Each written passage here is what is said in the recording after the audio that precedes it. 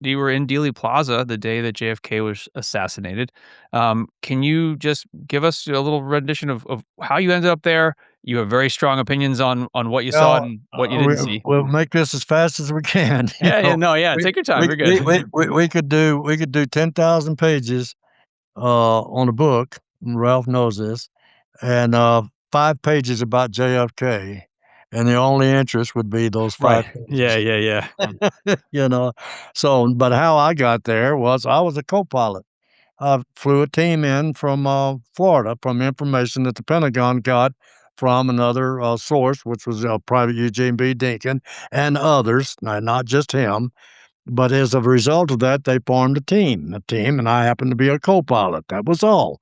I wasn't part of that team. I was just a co-pilot flying another crew from Miami and Lantana, West Palm Beach, to Dallas, Texas. Bingo. And they happened to be who later become prominent people. In those years, I didn't know who the hell they were, didn't care. It's just like you're getting on an airplane today. You don't know who, I mean, you have 5 mafia guys back there, you don't know who they are, or whatever. But anyhow, that was my job.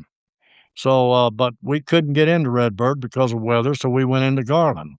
And we stayed at Garland till the weather cleared, and then we went over to Redbird, and there was a safe place there next to Oak Cliff Country Club, and so that's where we parked the aircraft at DC-3 at Redbird, and I went over to the safe house. And then Sergio said, "Hey, you want to go see the president?" Well, yeah, why not? Hell yeah, I'll go down there and drive down there. Sergio was operational. His job was to go and see spotters from the rumor that was circulating that Kennedy was going to be hit in Dallas. And that was information that came from Private Eugene B. Dinkin over in Switzerland and France at that point in time. That was the reason for the formation of this, quote, abort team, which I never liked the word abort because that means stop something we started. But at any rate, I'm there. My idea was, hell yeah, I'll go down. So we go down, go over the railroad tracks, go through, check the south parking lot. Just tagging along. Then nothing special. We didn't think anything was going to happen. This had been about the eighth, 10th rumor that he was going to be hit. Chicago, Atlanta, Houston, Austin. All this was Kennedy was going to be hit. So that was our attitude until it happened, and I watched the man get his head blown off. So that's where I think I don't know if I'm answering your question. Yeah. How did I get involved? That was my extent. I was a co-pilot on a flight with Rojas, a Cuban pilot that used to fly for Regina Air Cargo, and I worked for Riddle Airlines and Mountain States Aviation, both two CIA front companies. So at that point, a team was formed out of the Pentagon with CIA logistical support to go on a mission to abort a pending hit on the President of the United States. To this day, that mission failed. Why it failed was because of intelligence failure, and that's what they're still covering up today. Am I getting close to this, Ralph? Am I doing this Yeah, right?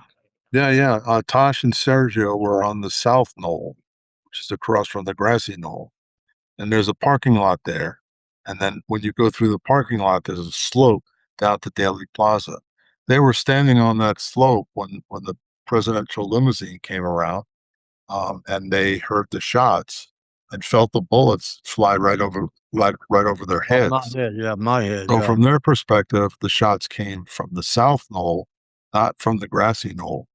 And actually, there was a picture that was taken almost simultaneously by Frank Consigliere, who was a UPI photographer. He wasn't intending to shoot the the the, uh, the South Knoll, but he was shooting a couple that were on the ground protecting their children from the shots. Yeah. They didn't know where they were coming from, and in the background, you can see there's somebody, there's a car parked on the edge of the South Knoll parking lot, which Sergio and Tosh didn't see when they went through the parking lot.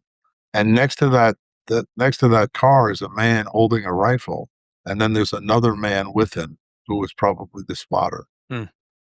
Now, let me add here about that picture. It's in the book, Deep Cover Shallow Graves.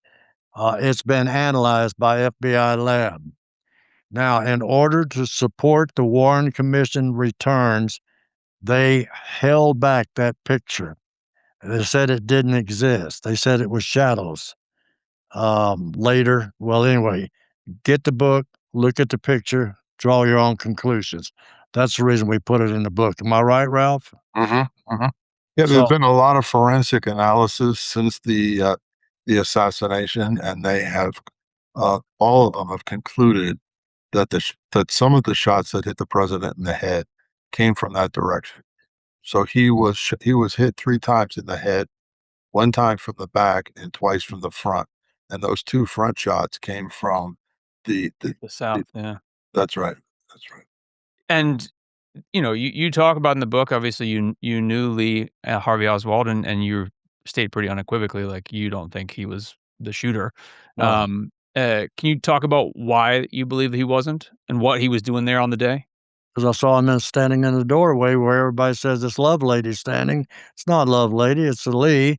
And Marina confirmed it's Lee because of the shirt he was wearing and the button that was missing from the top deal, because he and Marina got in a big argument about that missing button. Now, that's been blown up by FBI lab. They can't afford to make this public because that would kill the Warren Commission and change the whole perspective. If you notice, Lee was labeled as the assassin before there was any investigation. So now, if you come out, Lee standing in the doorway as the limousine comes around, how could he be shooting from someplace else? Point two, I try my best not to get involved in conspiracy talk. My feeling is this: nobody shot from the picket fence. The shot came from the south side of the triple underpass. Now, Sherry Feister and I, she was a good forensics expert, and Jim Mars and I did a little experiment on a Sunday morning, damn near went to jail because of this. We went down, and on Sunday morning early, Jim goes to the south side of the of the triple underpass, and he fires off a firecracker, a TNT. You know what happened?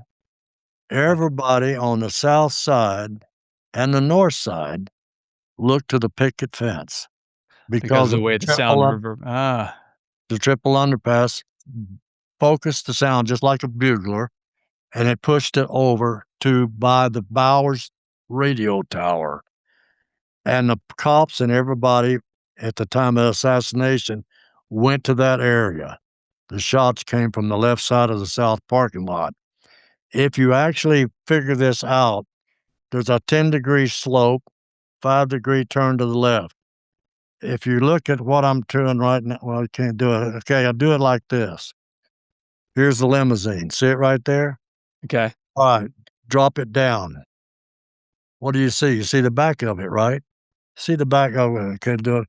Okay, here's level, Yeah, 10 degrees. What do you see? See the sure. back of the limousine, right? Uh-huh.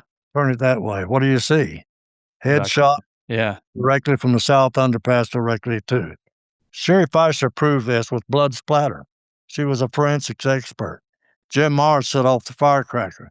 The Dallas Police Department damn near arrested us for disturbing the peace on a Sunday morning by setting a firecracker off from the Dealey Plaza. But anyway, it's another story. I'm rattling here. Do you think was Lee there kind of in a similar capacity as you and other people where he was maybe told to go there on an abort mission? My feeling, Lee was part of the team. Yeah. He was there with the team on the north side. If you look at too, you hear all this umbrella. I mean, we get into all this kind of stuff, which I do try to stay away from, but anyway, you can't. But Umbrella Man, oh, he's giving signals. Bullshit. Um, so Gator was a friend of mine also. He was on board the flight, by the way. If you look at him, you'll find out he's got some fingers missing on his right hand.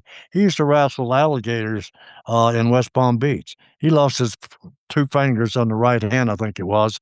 But anyway, he's as after the assassination, he's walking away and he's got a radio in his back pocket. You can see the antenna. Prior to that, he's sitting down next to this guy that's got an umbrella. The reason he's sitting there His job was, if there's anybody there on triangulation shooting, take them out.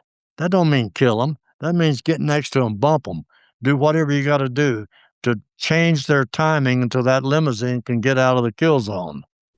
That's his job. This guy is sitting there with an umbrella within 5 feet of when Kennedy's going to come around.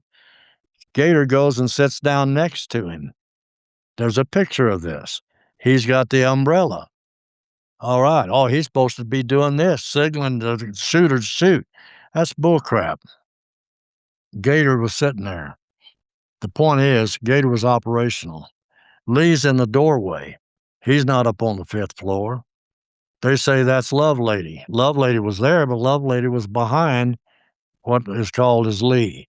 Marina, who does not go public, but there's a case just here recently before Porter died, before her husband died, where she did talk a little bit about the shirt and the missing button and the argument that they had because she didn't sew that button on that red flannel shirt. Am I talking out of school here, Ralph? Yeah, no. I want to point out that Chauncey Holt, who Right. was another undercover operative who Tosh knew well, who died a couple of years ago, but he said that when he got to Dealey Plaza, it was almost like a spook convention. Right. There were mafia, there were anti-Castro Cuban exiles. I think they flooded the plaza with as many people as they could to throw everybody who was trying to analyze what was going on off. Chauncey was passing out the Secret Service badges to Yeah, these. Chauncey he was a forger, and he had forged all the Secret Service credentials, and he'd handed them out to all kinds of people. And people who were witnesses said that when they tried to run and find the shooters, they were stopped by Secret Service agents. Well, the Secret Service said, we didn't have agents out in the plaza. Everybody was with the car. So there was what this shows is there was so much pre-planning. And a lot of the planning was around throwing everybody off track.